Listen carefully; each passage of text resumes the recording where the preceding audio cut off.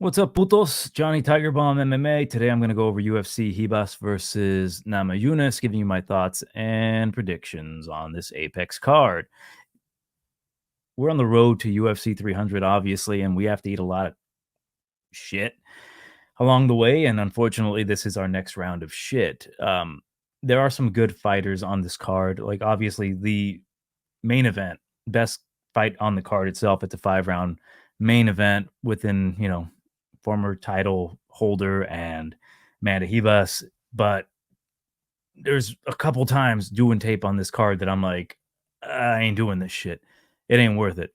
I have no bets on this card currently, but we'll see. There's some spots here that I think a couple underdogs might be live, but it's a lot of risk, and I'll get into that. Before I do that, I wanted to give you my thoughts on the last card here, Taivasa versus Tybura. I ended up going 8 out of 13. A couple underdogs hit.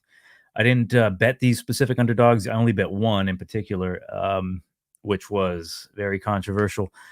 Ended up losing like 3 units just based off of, me trying to be a little bit greedy. But a lot of my parlays had one particular fight on it, and it did not go my way. But yeah, overall, interesting card. Ugh. Starting off with Chad Anheliger versus Charalampos Gregorio. I picked, obviously, Anheliger. I didn't have the balls to bet him.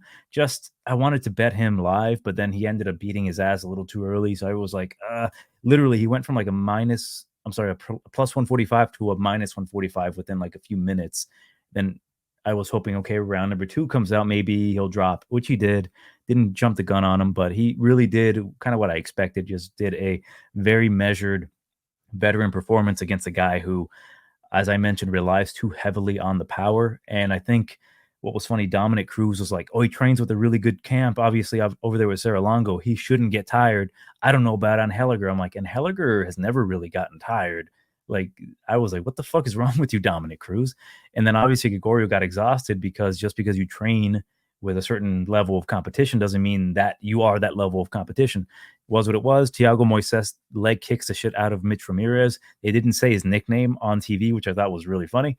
But Moises, they were saying how like measured he looked and how like this is the best performance he ever had. I thought that was kind of a load of crock because this is the worst fighter he's fought, and it was on short notice. And not to say that Mitch can't win UFC fights. I think he's tough. I think he can really put it on some guys with a full camp. And I'm expected to see him fight a level competition that he should really be fighting other than Thiago Moises. But for him to like get leg kicked like that kind of shows you that that was way too much for him early. Jacqueline Amarin defeats Corey McKenna. I was on Amarin. I was going to bet Amarin, but like I wasn't sure what to do with her. I wanted to take the money line, and the money line dropped a bit because everybody and their mamas was on Corey McKenna, which kind of fed into my like delusions of like maybe Corey's going to put on a great performance because Jacqueline still has that stigma of the Brazilian death gas. So I ended up just going with the submission. I didn't bet too much on it just because I was a little hesitant. And Corey McKenna pulls off one of the dumbest moves I've ever seen in the UFC. I was happy that she did it, but I was more disappointed in her as a fighter. Like, dude, why would you take her down? Like, this is the one spot where you need to put her to beat you. Had you kept it on the feet, I thought she would have done a lot better. It would have forced Amarin to fight a different style, maybe show off her striking, maybe show off a new and improved takedown ability, but we didn't get to see that. So moving forward, because Amarin got a really quick submission over Corey McKenna, who literally put herself in that position to get submitted, now we won't know if Amarin is actually any good in any other facet other than jiu-jitsu. So that kind of pisses me off in a way because she's probably going to be like minus 400 her next fight because of how quickly she's getting these subs. And we won't really know if she has, the striking ability, the takedown defense when she gets tired, if she'll get tired, her takedown ability. So I'm happy I made that money, but I'm like, dude, Corey, what the fuck? Danny Silva defeats Josh Holobaugh. I was on Holobaug's side. I had him on a parlay. Didn't work out for me. Either way, it would have crashed. I mean, Danny Silva put up a good fight, even though he missed weight. I wasn't happy that he missed weight. Early on, good performance by Danny. Then he slowed down a bit. Holobaugh took over. I honestly thought Holobaugh won the first 2 rounds. But round number 1 and round number 3, could have gone to Danny Silva based on how you like want to judge stuff, because damage is so highly rated these days that the guy who did the most damage visually would have been Danny Silva with the knockdown. And then I think it was a Peruvian necktie that he went for. Josh kind of fought his way back in round number 1, like midway through round number 2. He was kind of piecing up Danny, but Danny kind of controlled him a bit against the cage. He took his back a bit. He kind of fought his way back, landed a hard shot. And I think the judges ended up giving a majority of stock in round number 2 and round number 3 for Danny, because Danny clearly won round number 3. Josh Holobaugh thought he was going to wrestle Danny. Like, that pissed me off. I'm like, dude, he's taking your back every single time, and you shoot for a takedown and he takes your back again. So honestly, I thought Josh deserved to lose, even though I thought he won the fight. Danny, good performance, just make weight. We'll see going forward. Rafael Fiallo, I specifically said Ode would be live. And then I say that, and he acts like he's never in his life defended a takedown. Fiallo dominated him. I picked Fiallo to win. I knew he was going to beat him. I just thought that Ode had a good chance early, and Ode didn't even put up a fight. I was like, yo, this is the type of shit he can do. You watch tape on Ode Osborne, and he confuses you. He tricks you into thinking that he can win a fight in the UFC. And then he ends up winning a fight in the UFC, and then you're like, okay, he's making that progress. And then he pulls that shit again, gets taken down, gets submitted. He looked absolutely terrible, and I liked Ode from the beginning when he came into the UFC, but it's like he's talking too much. He looks the part of a fighter. He just doesn't fight the way of the fighter. Rafael Fiallo didn't even have to show his striking. Good for him. Chelsea Chandler defeats Nunes. I picked Chandler. I didn't want to take anything to do with her money-wise because of the weight miss. I was too unsure of her. And even though she won the fight, there were some spots there where I'm like, Chelsea Chandler is probably the worst fighter on this division. Josiana Nunes, she couldn't get up from bottom at certain points, but at least she put up a good fight. Chandler, there was moments where she was getting hit, and then she would do that shit again where she would run off. I was not happy with that performance. She shouldn't be happy either. Nunes, she's just too small for that division. Mike Davis defeats Natan Levy.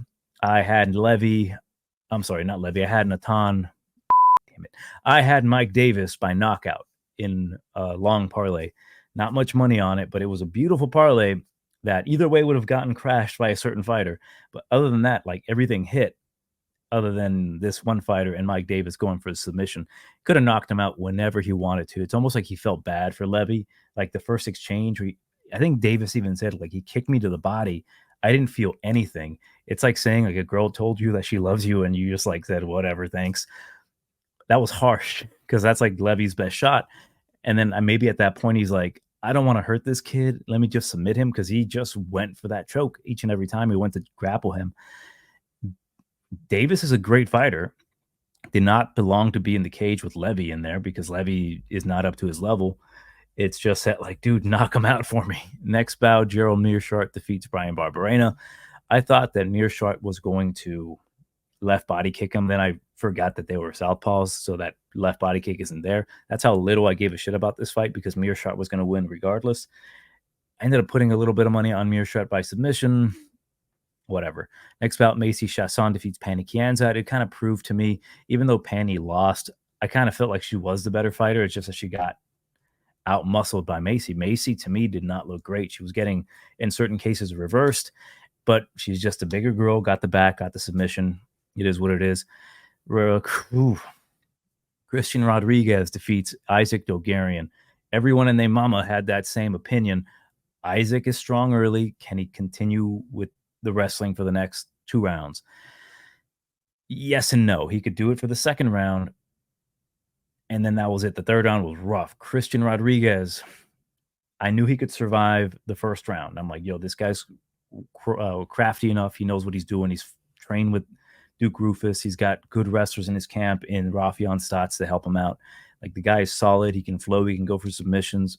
He's super well-rounded. The best fighter Isaac has fought. There's a lot of shit online saying, like, yo, I know Isaac himself personally. Like, the dude runs mountains for fun. His cardio is going to be on point. But, like, my biggest thing is I need to see it. You can tell me that you can run cardio and you can do all this shit, but I need to see it. Like, back when I was, like, training, my main thing was cardio itself. Like, I would run a lot. I had great cardio. I wanted to be like a lean motherfucker that maybe I might not have the biggest punching power, but I would, like, wear your ass out with cardio. So when I would go into training knowing that I had this good cardio, it was a completely different story, because like after you're doing all this grappling, you really don't have that recoverability to kind of keep going at certain spots. Like I would specifically train myself to run my miles and then kind of put myself in a harsh recovery where I would kind of walk uphill or like lightly jog to kind of recover within a minute. And even then, when I would go train, I would still get exhausted. So I'm like, that's a completely different story.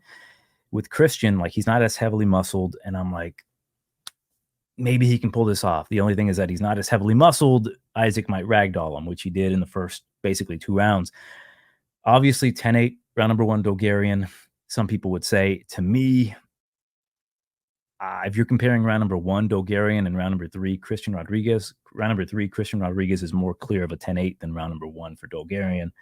But by default, you kind of have to give it to Bulgarian round number 1, 10-8, because he dominated the 3Ds, damage, domination, and duration. So he had 2 of those. He had the domination and a duration, dominated that whole round. So you kind of have to give him a 10-8, even though you don't have to love it.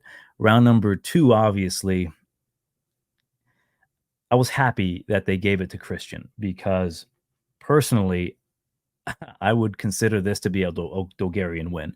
Like I had money on Christian, but if I'm being honest, like I think Bulgarian pulled it off with the scoring criteria that everyone is like jerking off with. It's just annoying. It pisses me off when people keep saying like damage should be the deciding factor, and then they bitch when Bulgarian loses by not doing any fucking damage, and Christian does the bare minimum damage. So it's like, if that's what y'all wanted, and I'm not saying my viewers, because you're smart enough to not really say that, but like in general, people who are like, oh, this needs to change, damage should be the number 1 key, not control time, and then their bet fucking loses, and they're like, oh, what the fuck, this shouldn't be the criteria, it should be evened out. I'm like, you got to pick one lane. You can't be both. And in this case, it was the damage outweighing the duration and the control time of Bulgarian, but I thought Bulgarian kind of did enough. Christian did kind of a bare minimum to steal that round, I would suppose. I have no issue with it. It just pick a lane. Where do you want it? Do you want to like negate all this control time and go just with damage? Because you'll continue getting shit like this where a guy dominates the entire round holding a dude, but the guy kind of lands a couple shots and did the more damage. That's the shit with judging, right? People bitch about it so much that the judges hear about it like, oh, they want more damage, we got to go with the damage, and then people get butthurt when they lose their bet on Bulgarian because he didn't do enough quote unquote damage. It just is what it is for me. Like, I don't fucking make the rules, I just literally use them to score the fucking fights. And lately, I just get a feeling that people have been like a little butthurt about the scoring itself. So I think follow the fucking rules, make your own judgment. I personally would have still given it to Bulgarian, but dear God, am I really happy that they gave it to Christian, because now we get to hear that like narrative of like, how are we judging these fights? What do the judges want? What do you want, motherfucker? What do you want us to score? But yeah, Christian, he did what I expected him to do, survive, and then put it on him. I wanted to see him put it on him a little sooner. The best part about it is that had this been a draw, it would have been like the perfect outcome, honestly. Isaac needs to get better at his striking, because his striking looked like fucking dog shit. His grappling, though, top tier. Cardio wise, he's got the cardio, but he doesn't have the cardio to fight for fucking 15 rounds. So it's a good eye-opening experience at both, man, right? Christian needs to get better at his takedown defense, maybe get a little bit more buff at 145, and Isaac needs to learn how to fucking strike. So moving on, Ovince St. Preux defeats Kennedy and Zekachukwu. Kennedy ruined my parlays because, of course he did. Like, I didn't want to take him by the money line, minus like 700, but I took him inside the distance and under 2.5, just in case Ovince, still had it. Ovince still does not have it. He looked awful. He looked good enough compared to Kennedy because Kennedy allowed him to look that good.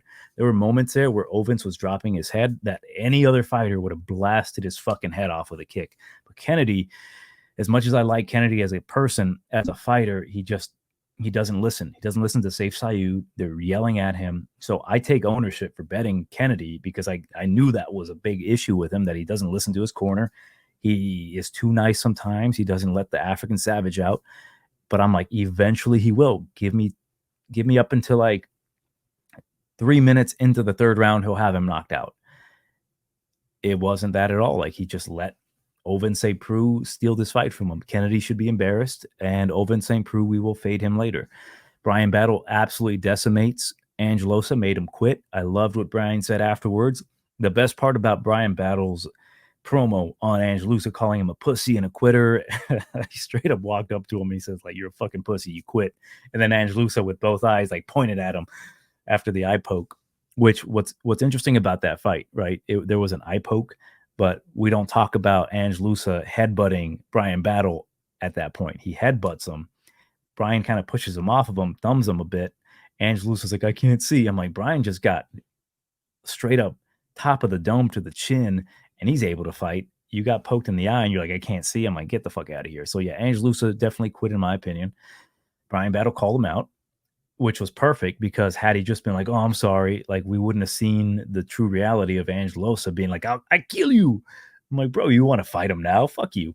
So Brian decimated him in the fight. He utterly destroyed him. And that's like the best thing we could have seen from Brian, because I've always known that Brian's a good fighter. There's little things about him.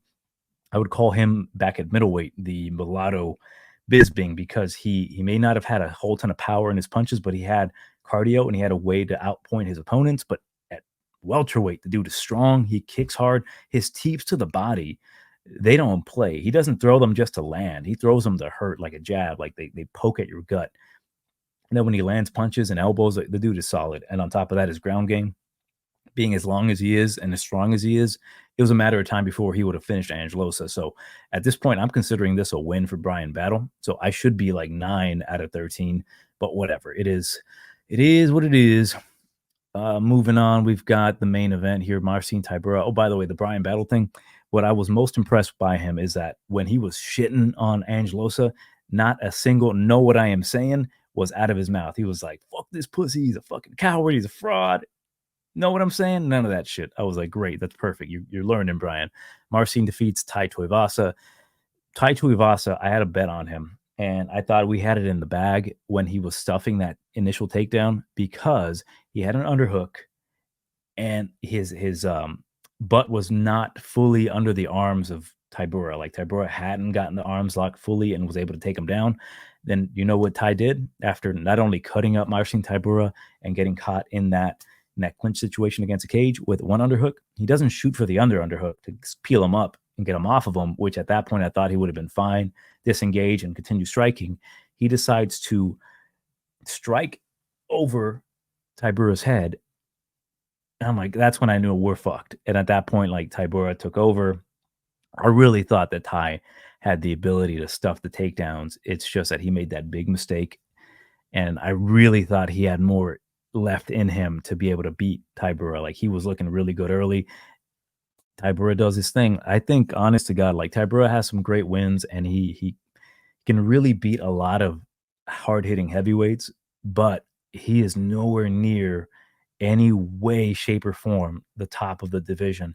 And there's going to be guys that we'll be talking about later today that can probably do some major damage to Tybura, lower level guys. It's just that Tybura is that dude that if you gas yourself out beating his ass, he'll eventually take you down if you don't have any takedown defense. I really thought Ty had that ability to stop the takedowns. Apparently not, though. But we'll get started with this card in general, the Ribas versus Namajunas fight. Oh boy, this card. First fight of the night, Mo Usman versus Mick Parkin.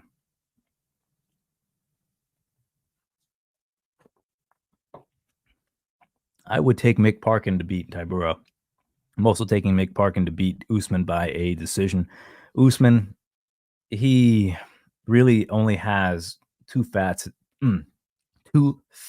to his game: overhand rights and weird, stupid punches, and then crashing into you, trying to go for takedowns and clinching. Mick Parkin, I think he's a better overall striker. He's younger. He hits pretty damn hard. He trains with the champ. He had a terrible performance his last fight. You can say he doesn't have as much experience, but I just think he's going to pull it off here. I think he's just going to find a way. I think he can actually get takedowns on Usman and just edge out a decision. Not much to say here. I think Usman is there to. I think they're feeding him opposition that people think he can beat. So far, he's beaten that competition, but I've never been impressed by Usman. Even in the Ultimate Fighter, he was barely beating dudes that aren't anywhere near what you would consider his level. Mick Parkin, on the other hand, he's at least shown that he has the skill set to beat dudes, that he has the striking power, he's got the kicks, he's got the ability to go for takedowns, takedown defense. I just think he's the better version heavyweight than Muhammad Usman. That without that last name, he wouldn't be getting these good matchups. He'd be getting really bad matchups.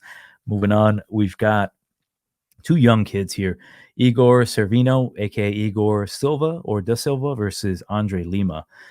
So Mascote is 25 years old. He's 7-0.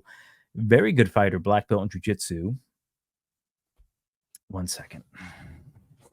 All right, internet went out for a little bit, but yeah, back to this fight. Andre Lima, black belt in jiu-jitsu. Let me check his notes real quick to see what I liked about him. He's a southpaw, kickboxing experience. He's a solid guy. He throws a lot of power in his punches, but still very young, still very raw, 25 years old, and he's fighting a 20-year-old in Igor Serevino. De Silva. I liked what I saw from De Silva. I thought his long-range punches were good. It's just that, like, when it comes down to this fight, two young, undefeated Brazilians, obviously one of them has to lose. It can be really tough because I think both of them have enough striking experience. Like Servino trains out of a Shooto Box affiliate, and again, Lima actually has more experience when it comes to like kickboxing fights themselves. Plus that black belt in jiu-jitsu. It's a really, really close fight where I can see either guy winning. I'm giving the edge to Lima mainly because although I see a lot of promise in Servino, I think he's got really good power. I think he has good enough grappling. I just see both of them being pretty raw. Even though I think Servino has the better striking technique, like straighter punches, longer reach, obviously, even though they're the same height, just 2.5 2-inch reach advantage for Servino, where he can actually throw the straighter punches, maybe even hurt Lima. But what happens there is that maybe Lima's going to shoot for a takedown. I think his takedowns, they're fine. They're not great. They all need to be, these two fighters need to be polished a bit more. Now that they're in the UFC, maybe we'll see leaps and bounds and improvement, because I do think that with the skill set that Servino had, he could still beat Lima, even though he may not be that black belt in jiu-jitsu. It's just that with that additional facet to the game of Lima, if needed, if say he's having trouble on the feet with Servino, who I think he's a solid striker. I think he can go for the takedowns. Servino himself hasn't really shown any real deficiency when it comes to like takedown defense. Like he's got enough, but it's still not quite there. I think they're both raw talents. I'm going to go with Moscote by a decision. Like I think this fight is one of the closer fights, especially when like I noticed that two young undefeated Brazilians fight, the fights can get really close. And I just realized I did not give you the odds on the fights because they're not listed. So let's go. What is the odds here?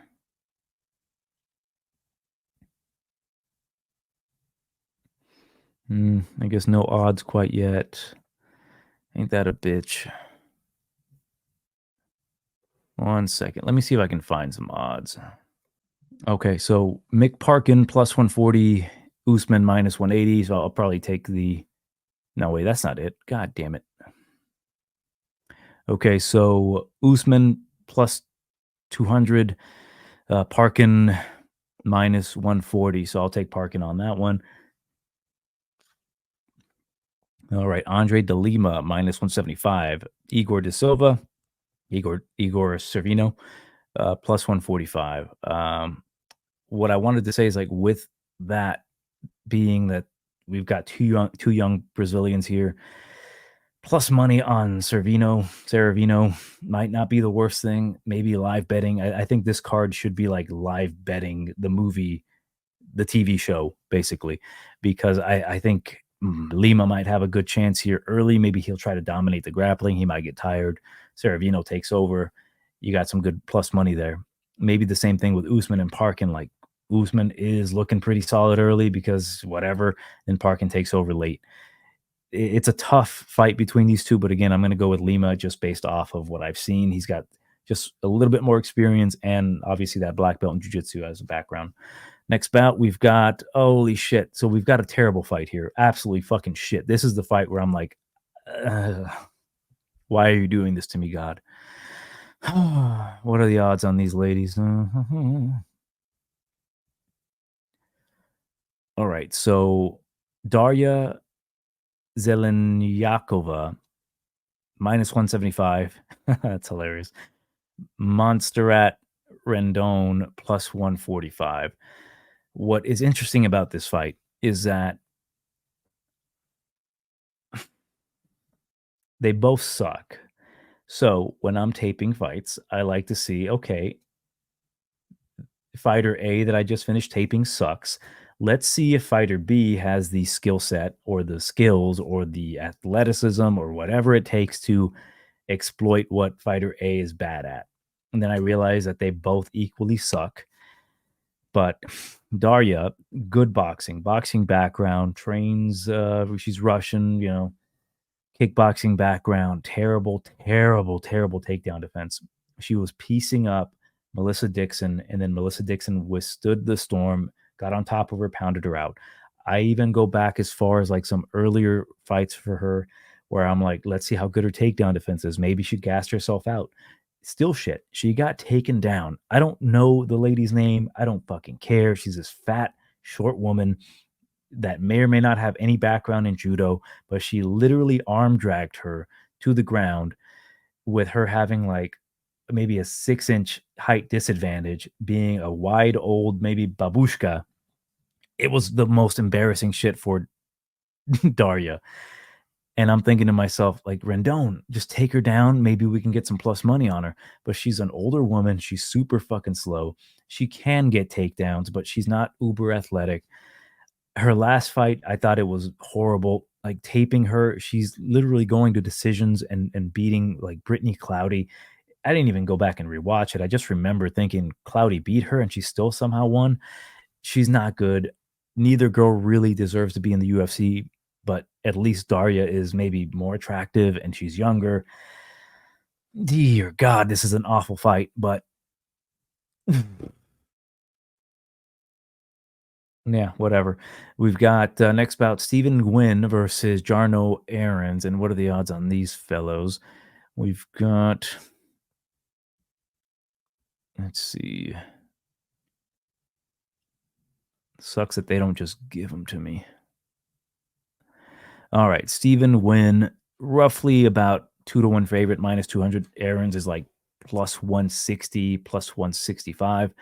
And I went back and I watched tape on both these guys. Errens is not that bad of a fighter. He presents that way because he's losing to guys like, Sung Woo Choi, but he's got pop in his punches. He's got decent enough footwork. He's got, I believe, a grappling background himself. He almost got a triangle choke on William Gomis. Stephen Nguyen, he's a 2-1 favorite and he's got good hands, trains out of Fortis MMA. Good camp, right? Good punches. I think he's a little too hittable. I also don't think he is quite UFC ready. He beat AJ Cunningham to get to the UFC, but I think initially their assessment on him was correct. Like he fought in the Contender Series once before. He had trouble with a short dude. He couldn't really get his striking off. I think that once he gets his striking going and he gets that confidence, he can really land. But I don't know if Jarno's going to allow that. Like, I think Jarno's kind of a tricky customer. He's not great, right? He can get taken down. He got leg kicked really harsh by Sting Suwoo Choi in his last fight, nearly finished him with kicks. But like Stephen Nguyen doesn't really go for kicks. He has decent enough takedown defense. As a 2-1 favorite, I don't feel comfortable betting Stephen Nguyen. He trains out of the better camp. I think they're going to have a good game plan for him to win this fight by decision. I just don't think he's 2-1 favorite. Do I think Errens might be live? Possibly. Like he has a pretty good uppercut, and I think because he gets hit so much, I think there's a chance he can get dropped here, and that's what scares me putting money, especially 2-1s on Stephen Nguyen, who I really don't think he's UFC caliber yet. If he comes out here and he knocks out Errens, then we can make that adjustment. Like maybe I was wrong about him. But my gut feeling is that he's not quite ready for the UFC. Even though Errens himself, May not be UFC caliber. He's at least fought in the UFC, and I know what he's capable of. As for Stephen Nguyen, with the bright lights on, I know it's going to be an Apex card, and he's fought at the Apex. It's just this is where it counts, and Errens needs this win. I think he can pull off an upset. I don't I don't feel comfortable betting him, but I think he's got the ability to put off an upset. But yeah, I'll go with win just mainly because in the striking exchanges, I think he can land good combinations and maybe hurt Aaron's. Just that don't get hit by that uppercut, and I think he'll be fine. All right, next bout we've got Chapo Miles Johns versus Cody Gibson, and the odds have it in favor of Miles Johns minus 135. Gibson comes back plus 110. I'm going to go out and say it's Gibson's fight to lose. I think he knocks him out, mainly because he is a taller guy. I think he's coming into his own at 36 years old. I think he can push a pace, especially early, to get Miles Johns out of there. Miles Johns, he works best when he has all the advantages, the striking advantage and the wrestling advantage. I don't think he's going to have the striking advantage here, although his striking has gotten better. His boxing itself has always been kind of there. His wrestling, if he can't get that off, he kind of feels a little too threatened on the feet. Like specifically Cody Gibson, like he's got popping his punches. He's going to be throwing knees up the middle against a shorter guy. I think he's live here to knock out Miles Johns, who, if you pressure him, he breaks down like 100%. He breaks down. Like he, to me, has always been known as the guy who loses to Hispanic fighters. And Cody Gibson, although not Hispanic and kind of a socialist piece of shit, he at least pushes a pace a little bit like a Mexican fighter. So I'm going to go with Cody to win this fight within like the first 2 rounds by knockout. I think Miles Johns is a little too eager sometimes. Plus his last fight, I didn't know this, that he got popped for roids. So his fight win against Argueta it doesn't count. But yeah, I got Gibson by knockout first round. Next bout, we've got Richard. I was going to say Richard Ramos. Ricardo Ramos versus Julian Erosa. I hate this fight. I hate it so much because we've got 2 guys that we don't really know how to gauge, specifically Ricardo Ramos, but the odds have it in favor of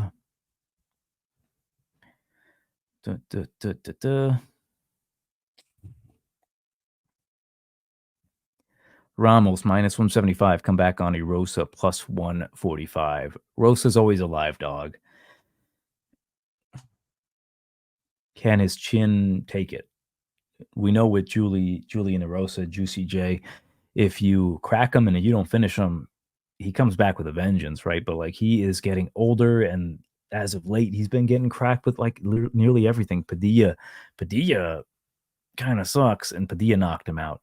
Caceres knocked him out so bad that I was like, oh shit. Like, I don't think Julian's going to be the same again, but he's got the skills, man. He's a tall dude, good striker. When he gets in his flow, he's really good. He's got the grappling. Ricardo Ramos is a very talented character. It's just that I don't know if he possesses the kind of power to truly threaten Julian. Like maybe he can land something, but if he lands something, it's kind of have to be by luck because he throws a lot of spinning shit. His kicks are good, but I don't know what's up with this guy, right? Like he's going to be the shorter guy here. He's going to have the lesser reach. I don't consider him to have massive power in the punches at all to really threaten most of the division. I think his most recent knockout was a spinning back elbow against a shorter guy. He's not going to have that kind of threat against Erosa unless Erosa kind of ducks his head into something. He's going to have to grapple against Julian Erosa, and maybe he can win a grappling battle with Erosa. But Erosa's been around the block a lot. Like I know he's been dominated in the past, but can Ricardo keep up that grappling domination for 3 rounds? He's done it against a much better version of Erosa in Bill Algeo. He's kind of the same dude, just way better chin. I don't know. Ricardo Ramos is one of these guys I don't trust at all. Is Julian a dog? Yeah, maybe if he can survive the first round and say he doesn't get utterly dominated. But I really think even at 28 years old, Ricardo Ramos has kind of shown glimpses of him slowing down and not being anywhere near the fighter he was when he was like early 26, like when he was 26 years old, 23 years old, or 25. I mean, he's losing by submission to Charles Jourdain, which makes me think Charles is like on the upward trajectory, which is not the case. Again, it's such a stupid fight card within these two. like almost every single fight is like this, where it's like on column A, much more talented guy, but kind of an idiot, doesn't have the kind of power to threat fighter B, who, although is chinny, he's a dog and he can come out there and like put on a great performance. So I've picked Erosa a couple different times and he keeps letting me down. Why stop here? I'm going to pick Erosa to win this one by a decision. I think with his striking, his experience, he can maybe edge out a decision against Ricardo Ramos, who I get the feeling that he is just not uber motivated. Like he's going to come out here and try to like hopefully box with Erosa. Like his game plan should be that, like, come in here and try to strike with Erosa and try to clip him, try to knock him out. But even if he does that and he doesn't knock him out, Erosa Terminator style comes back up, he wins the next 2 rounds. So it's a stupid fight, but I'll go with Erosa here. It's one of these cards that, like, I know I'm probably going to get a ton of them wrong because of how like 50-50 they are. And with these odds being so kind of ridiculous, like Ricardo Ramos should not be near to 2-1. He should look 2-1, but I don't think he should be. I think it should be a lot closer. If the lines were closer, I can feel more justified saying, you know, I'll take a shot on maybe Ricardo Ramos coming out here and fighting like an idiot. But at least to me, as long as Julian Erosa is awake, he is going to fight for your money. That's the only thing, is that if he does get put out, obviously you lose your bet, but maybe you'll take consolation in knowing that he tried to fight for your money. Moving on, we've got, oh dear God, Trey Ogden versus Kurt Holobaugh. Now, when taping this entire card, I came to the conclusion that the best fighter on the card is Trey Ogden, and that really made me sad, deep down. Trey Ogden lost a win his last fight. Like, I really thought they were going to overturn the Nicholas Mota premature stoppage thing. Like, I'm, as a man who prematurely stops all the time, it's kind of like,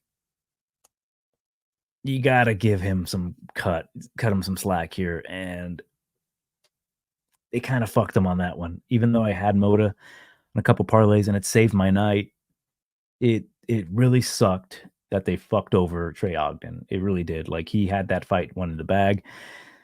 And although I don't like his style, it's very effective, very solid jab, very punishing jab. He does literally the bare minimum to win fights, but he has skills. He has the ability to get takedowns. I think his striking is getting better. Training with Garrett Armfield, that jab, man, like, it's so crazy that he's gotten to the point where he can win a fight by just jabbing somebody, ducking his head, shoulder barging them, getting out of the way, and resetting, and then maybe going for a takedown. Kurt Holobaugh, though, Kurt Holobaugh's a fucking dog. This guy is gonna bring it to Trey Ogden, which makes this fight somewhat entertaining in my eyes, of a possibility of an entertaining fight, because Kurt can't stuff fucking takedowns. I don't think he cares because his jiu-jitsu is so good off of his back. That transition from armbar to triangle against Austin Hubbard was spectacular, but Austin was able to get easy takedowns on him. And that's kind of been the story for Kurt Holobaugh in the past. Like, he gives up takedowns and he hopes that his jiu-jitsu is good enough to either get back up or go for the submission. And here, I think Trey Ogden, also being a solid jiu-jitsu guy, I think also a black belt. I've always called him the worst black belt ever because he keeps getting submitted. But in this case, I think he has the better wrestling, the better top control, enough jiu-jitsu to be wary of Kurt Holobaugh off of his back. The only issue is that if Kurt comes out here and makes it a dogfight, how is Trey Ogden going to react to that? Usually he likes a slow pace. He's the ultimate stifler, Trey Ogden is, where he disrupts your pattern of movement. When you come forward, he hits you with a jab, and then you're anticipating the jab, and then he goes and ducks under for a takedown, which you are able to stuff. And then it repeats the cycle where he just does the bare fucking minimum and he beats you.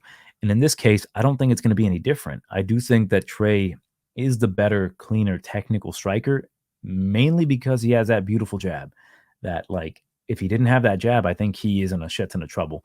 He just feels more loose and comfortable on the feet. Kurt really swings with a lot of power, but I think a nice little jab will put him in his place.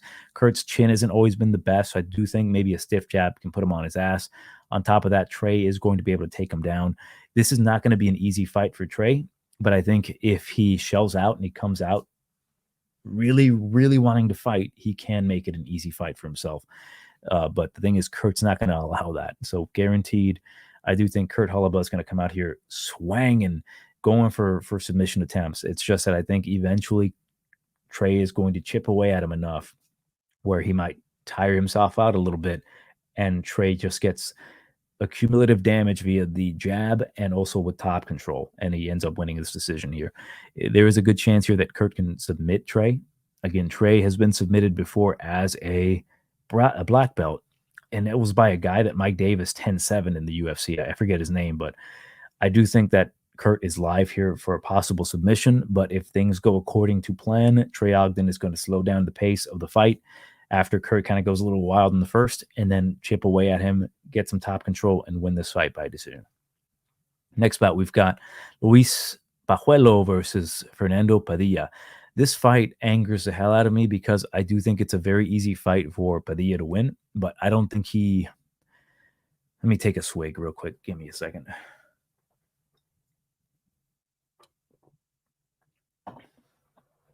Padilla has everything he needs to win this fight against Pajuelo here, Corazon de Leon, early 90s Chris Jericho over here. Pajuelo is an absolute savage. He's a dog. He comes to fight. He moves forward. He eats punches. He throws harder punches. He has good cardio. He gasses you out when you're trying to like beat his ass, but he loves being in the pocket. He loves being in these like grueling exchanges because he knows that he'll eat your shot and then he'll deliver a harder shot that you're not anticipating. He works the body pretty well. Good low kicks. The guy's an absolute savage. And what are the odds here? I'm positive he's a dog because he's an absolute dog. Plus 145. For plus 145, win or lose, he will fight for your money. 1,000% he's going to fight for your money. Padilla will not. He is not a guy known to do so. He might win you money. In this case, he should win this fight, but it's not going to be an easy fight for him. If he doesn't assert his dominance, he's going to be the bigger dude here, 6 foot tall, 76-inch reach.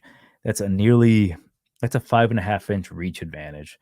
He's going to be the much bigger physical guy. I think he's a much more skilled guy. I think his boxing is crisp. He has a good jab. I think he has good power in his punches. Doesn't move his fucking head. He eats a lot of low kicks, and he plays around too much. Why you gotta be playing so much, Fernando? Like, for real, why are you so lackadaisical? And that's been an ongoing thing for him. Like, he moves forward. He just, I'm coming. I'm going to get you. If I was Padilla and if I was in his corner, I would tell him what you need to do is impose your will on this man. Use your size. Crash into him with knees. His grappling is not as good as your grappling. I do think Padilla has solid jiu-jitsu. I think if he takes his back, he could make this a really rough night for Pajuelo, who, if you give Pajuelo any sort of inch, he is going to take a mile. He will rip to you. He will swang at you. Padilla's been hurt. Both of these men have been hurt in their last few fights. Like, for me, Padilla losing to Kyle Nelson by just not doing enough is like the story of his life. Like, for real, like this guy goes too close in the scorecards with fighters that he should be dominating. Even in fights that he's clearly winning, the judges can't tell because he just doesn't do enough. But yeah, if I was in his corner, I'm like, dude, just crash into him, throw knees up the middle, clinch him up against the cage, try to take his back, wear on him. Don't give him the center of the cage. Like, don't let him walk you down, because Padilla also likes to kind of stalk his opponents. Both these men do. Pajuelo loves to like go forward, kind of be the stalking, menacing dude. And if he allows, if Padilla allows that, it could be a much closer fight. It could be where Pajuelo is winning the first 2 rounds and then Padilla needs to do something spectacular to win the third or finish the fight. That's what I'm so worried about. Like, do I think Pajuelo deserves to be in the UFC? Not quite yet. I think he can definitely beat dudes in the UFC in the lower level at featherweight. It's just that I don't think he has the overall skills quite yet. Like, he beat a kid who, honest to God, in the Contender Series, Robbie Ring should have been able to beat Pajuelo, but he fought him the way that Pajuelo wanted him to fight him. Like, let's fucking bang. Let me push you against the cage and let me just beat your ass. And that's what Robbie Ring said. Like, no problem, boss. Like Padilla, keep it on the outside, jab him when he comes in forward, crash into him with knees to the body. You're the bigger dude. I just don't trust him. I'm going to pick him to win by a decision, but it's such a close fight if Padilla doesn't fight smart. And every little bit of tape that I've watched indicates that he's not going to. He's going to keep doing the same shit over and over, staying on the outside, kind of hoping to land something significant, which he could definitely. Like, I think Padilla has the kind of power that if he throws a straight right hand to Pajuelo on the jaw, he will knock him out.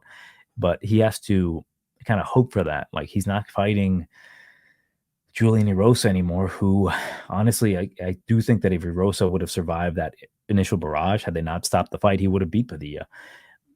Just that Padilla's not like, if you're gonna fight like that on Mexican Independence card, bro, I don't expect you to fight any smarter in the future. So I can't trust the guy. So I'm not touching this fight unless I will put some money on Pajuelo. It's just like, from what I've seen, he really only has absolute toughness, which is great, and just a nasty brawling style that he wears on guys. Like, again, good cardio. It's just that, like, he throws a lot of hooks sometimes, and I do think that you can kind of catch him and capitalize. I don't think his takedown defense is all that great, but like, it only looks good when your opponent is tired after you whipped his ass. And in this case, I don't know. I don't think it's going to be that way. So I think Fernando's going to just do the bare minimum and edge out a win. But if he comes out here and he does what he's capable of doing, it should be like a dominating performance. I'll keep it at that. Next bout, we've got Billy Quarantillo versus Yusuf Zalal. Where are we at here? Zalal is plus 135, Billy Q minus 165. Now, I've given it some thought here. Yusuf Zalal, is coming in on short notice. He is replacing. Who in the fuck is he replacing? Give me 1 second.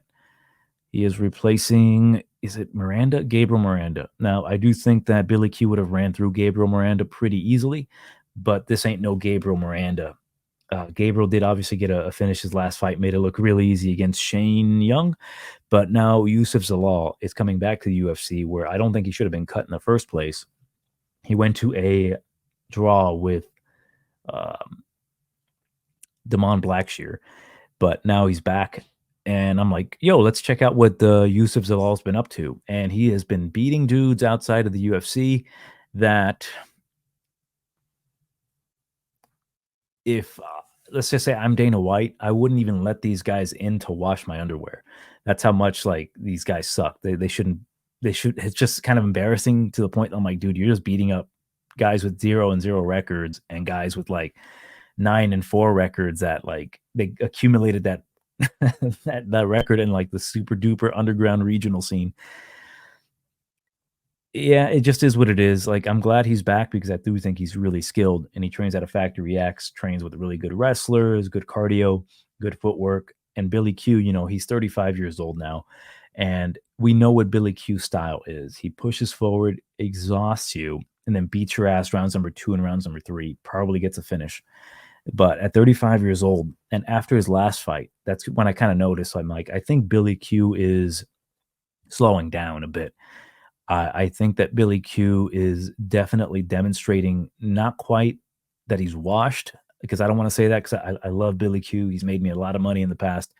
Fun guy to watch, but I think he is slowing down in the sense that, like, his skills and his body are stagnated, that a guy like Yusuf Zalal will catch up to him. Yusuf is 27 years old. He's now a black belt in jiu-jitsu. The dude has fought some really good competition in the UFC.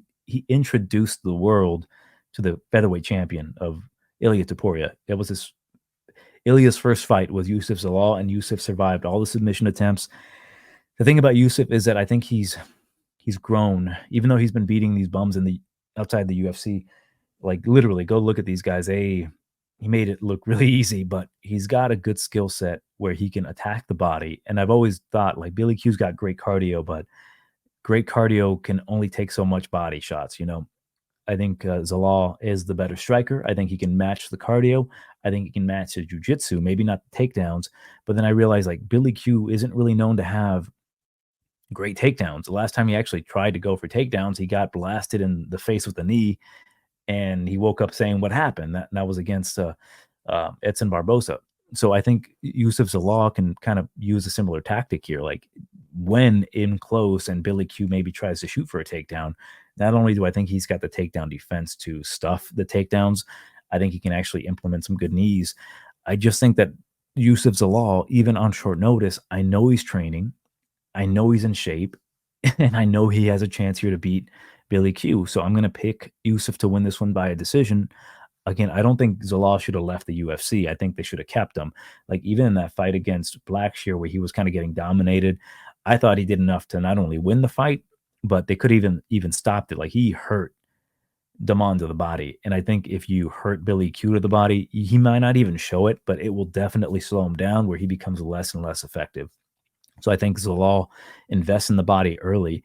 He has the footwork to evade. Billy Q kind of crashes into you. But if he allows Billy Q to just make it a Billy Q fight where he just crashes into you, throws a bunch of punches, elbows, and all, Billy Q can make it look, like a typical Billy Q performance. But I do think that Zalal is crafty enough. He's a veteran at this point. He's fought a lot. He's got UFC experience, and he's catching Billy Q at the perfect time. And my biggest takeaway is like when I'm looking at a fight between Billy Q and Damon Jackson, and Damon's getting off on punches on you, kind of hitting him at will. Again, Damon Jackson could not throw a punch at any direction and not hit Billy Q. And I'm like, what the fuck, Billy? Damon gassed himself out and Billy Q took over. But even then, it was a close fight. And I remember betting Billy because I'm like, you're gonna run through this guy, Billy Q, and then he's getting hit at every which way. I'm like, no, no, no, no, no, something's going on here. And I do think it's CH catching up with him. The wars he's been in that's catching up with him. I think a guy, 27-year-old Yusuf Zalal, perfect time to beat a guy like Billy Q. Um, Maybe Zalal isn't going to be a contending for a title anytime soon, or maybe beating the most upper echelon of competition. But I think he can beat a guy like Billy Q at this point in time. So I'm going to go with Zalal. I do believe I'm going to be putting a bet on him. I'm not quite sure yet. I got to check my local sports book, my local casino, and if his line is just as good here, I might take a shot on him at like plus 150, plus 145, hopefully. Next bout, we've got Peyton Talbot versus Cameron Saaimon. If you were to tell me like what are the odds on these guys hooking up afterwards, I'll take those odds at any line.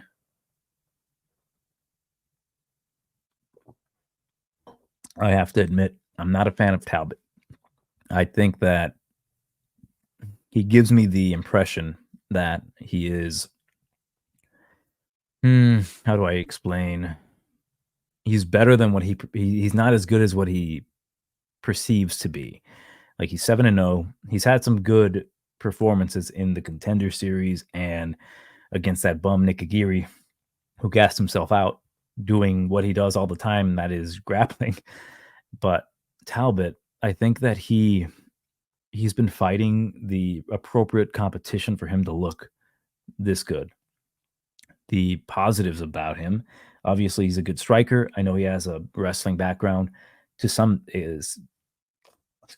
degree. I think he wrestled in high school. He's got good striking, right? Good feints. Very much a Sean O'Malley style of fighter. His biggest, I would say, natural gift would be his chin. He's got a ridiculous chin. He doesn't bruise. He doesn't really indicate of any damage. That's like his number one takeaway, because I've seen this guy eat absolute bombs and just like not phase him. And I think that really benefits him, because there's going to be a time when he's going to get hit and he's not going to not react. He's going to probably get dropped. I don't know if Cameron has that kind of a pop in his punch. Cameron 9-1. Did I already mention the odds on these guys? Let me go back and reread them because I don't remember. Where you at, homie? No, minus 125, roughly minus 140. Talbot come back on Saaimon is you can probably get him as best at plus 120. But with Saaimon, I think on paper, much better fighter than Talbot. I think he's got equal levels of striking. I think maybe the better, more technical striker, because he can actually avoid getting hit. I think he's got better grappling. I think he's got just better jiu-jitsu. He's fought the better level of competition. His only loss was to a guy that I think would run through Talbot, and that would be Christian Rodriguez, who just took another guy's L. Yeah, I'm sorry, took another guy's O. With MSP Cameron Saaimon, obviously he trains with the middleweight champion of the world. I was really impressed by his performance against Christian Rodriguez, where he ate some shots, he got taken down, he recovered well. He just showed me, even in defeat, that this guy can really contend with like the upper echelon of guys. He might be a little undersized currently, like he's 23 years old. He's a young kid fighting at bantamweight. He needs to put on a little bit more size. I think he is developing his body a bit, as opposed to like Talbot, that I think Talbot can easily fight at 145, but like he's the much thicker guy. My biggest issue with this fight is I think Talbot, honest to God, I think although he's very talented, I kind of think he sucks a bit. Like his striking's good, but there's ways to beat this guy. And there's going to come a guy that you won't suspect that's going to overhand right him and knock him the fuck out because he doesn't really move his chin. Saaimon, I don't know if he has that kind of power. Like he's dropped dudes in the UFC before because he's more precise with the striking. It's just that like if he throws 100 punches at Talbot and Talbot just keeps walking forward and just pressures him, Cameron might slow down and Cameron might make a mistake where Talbot could land something. And I think he hits harder than Saaimon. So it's a tough fight. Like I am very impressed by Saaimon, but I do think this is a very winnable fight for Talbot. But I have to go with the more skilled guy. I think he, having that champion in that corner, giving him advice on how to, win fights at the highest level in the UFC, this could really benefit him in maybe making this fight with Talbot look a little less competitive, because on paper, I think it's very competitive. On the feet, again, Saaimon to me is just the better striker. He just doesn't have the kind of ability, the power to keep Talbot off of him. Talbot has a good cardio. They both do. So let's just say Saaimon just blasts everything plus the kitchen sink against Talbot, but it doesn't affect Talbot, doesn't cut him, doesn't do anything. Second round comes out, he pushes forward, he starts landing a bit more. Saaimon maybe gets trapped against the cage, gets hit with something, and then it's Talbot's round. And then it comes down to the third round, where what is Saaimon going to do to like get Talbot off of him? That's my biggest worry. But I'll go with Saaimon by a decision. I do think that Talbot is, because he's not a huge favorite, I can't say that he's not justified to be a favorite, right? I kind of expected him to be maybe like a minus 200 because there's a ton of hype behind him, but there's so much that he needs to work on that I don't know if he's doing so. Like if he starts moving his head a bit more, yeah, I think he can develop into a better fighter.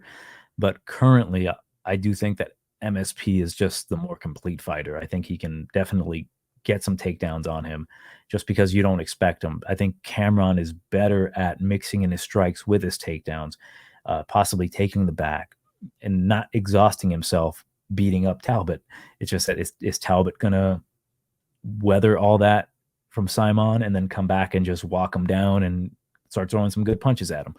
We'll see, but I'll go with Saaimon by a decision. But I do think this is a very close fight. Should be a pick'em. Holy crap. Oh, we've got Edmund Shahbazyan versus AJ Dobson. This fucking fight, man. Dobson plus 150, Shahbazyan minus 180. I got to go with Shahbazyan by decision. The main reason is that I like Dobson a lot. I think he is more than capable of winning this fight. He needs to win this fight for Mark Coleman and win this fight for Hammer. But I don't know if he's going to use that as motivation to actually start throwing punches early. This dude is uber talented. He's super athletic, hits hard. He can wrestle. He can grapple. He can make a really tough fight for Edmund Shahbazyan. He just hasn't demonstrated that in the UFC. He lays back too much. He's a super chill dude striking. He just doesn't do enough for me. He's very inactive. Shahbazyan, you can break him. Best way to do it is pressure him. Dobson hasn't demonstrated that. Shahbazyan, better striker, more active striker. I think he's training, obviously, with the former champion,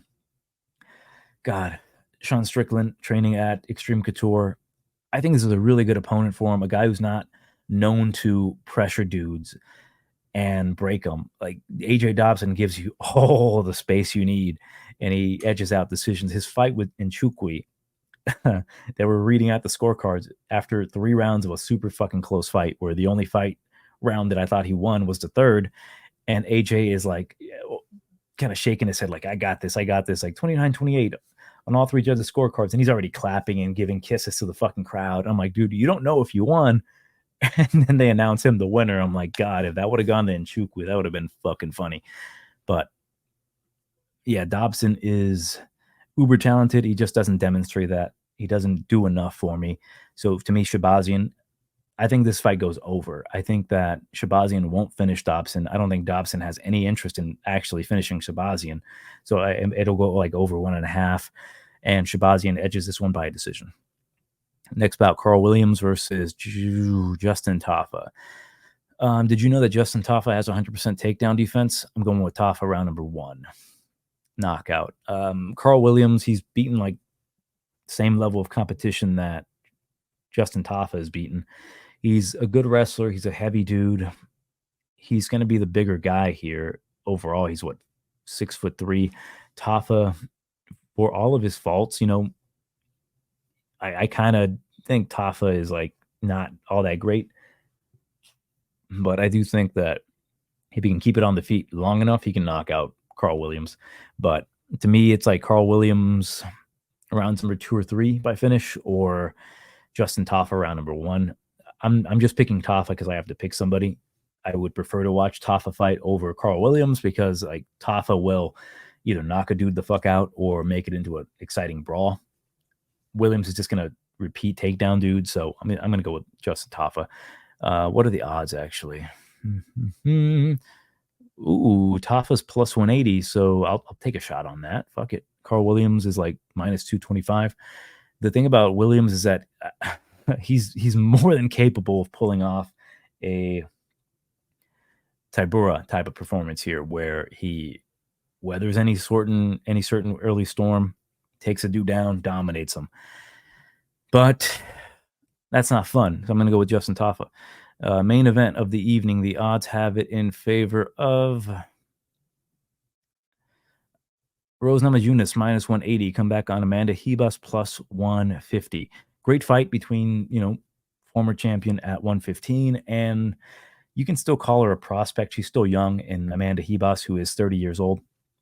Both very young, both uber experienced, but Rose obviously moving up to 125, where I always thought that like at 125, she's going to be undersized here, but she is fighting another strawweight at featherweight here, or at flyweight, that is. So it's interesting because Rose's biggest flaw is her takedown defense.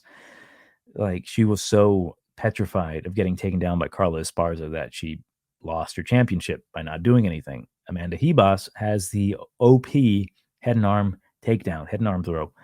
The thing is, Rose is just the better striker, better boxer. Amanda Ribas, yes, at 125, her chin is a lot better, but I think the strikes of Rose are going to accumulate on her. Like, Ribas took a beating early on from that fucking bum in Pinheiro, that big-chinned, terrible bangs bum, and then she ended up knocking her out after 2 rounds of first round she took the ass whoop, and then later on, Pinheiro, who has no gas, gassed herself out. Rose Namajunas is a much more pinpoint accurate boxer. She's a better kicker. She's just as good of a grappler than Ribas. I think Ribas obviously has more accolades, just a takedown defense. But this is a 5-round fight. I do think that Rose isn't really going to get submitted by Ribas unless she gets absolutely hurt. I don't think Ribas is going to have that kind of power. As long as Rose is healthy, and I think in her last fight against the number 1 / co-number 1 contender in Manon Fiorot, I think she hurt her hand, where some people were saying that Rose Namajunas won that fight. I wouldn't say that, but the fact that she made it competitive with the co-number 1 contender, to me, tells me that she still has it. This is the do or die for Rose Namajunas. If she looks bad here, if she doesn't look like she's mentally there, that's the biggest issue with Rose, is that like you can break her mentally. not in the cage, just before she enters the cage. Like if Amanda Ribas were to like go up to her and like ha ha ha, and then to her face, I think she's gonna like not be prepared for that inside the cage. So as long as she's not mentally broken, I think she's got more than enough skills to beat Amanda Ribas, enough skills to avoid the head and arm throws, the grappling of Ribas. I think the better boxing is going to prevail here, and I think she finishes Amanda in like the third round. It just again, Rose has to show up. She cannot have anything go wrong this camp. And if everything goes well for her, I think she dominates. I think she can absolutely destroy Amanda Ribas, who, although I love Ribas, I just think that the blueprint is out there to beat her. You just have to hurt her, and when she starts doing that chicken dance, like it's a matter of time. So I'll go with Namajunas by a third round TKO. But yeah, let me know what you think about this terrible card. My awful predictions that absolutely suck because this card sucks, and I didn't really want to put much effort into it. Oh, I'm telling you, when I saw that Montserrat versus that Russian chick, I was like, "Are you kidding me, man? Like, I really have to watch these fights." And then when I saw that fight, I'm gonna look up that lady that she fought. Go and Google this shit. Who was her? It was absolutely. I think that was her. I don't care. I really don't remember who she fought, but it was really bad. Where she basically got arm dragged by a much smaller girl, and it was embarrassing. I was like, I can't believe I'm watching this shit. I can't believe I'm taping this fucking fight for a fight card that does not matter.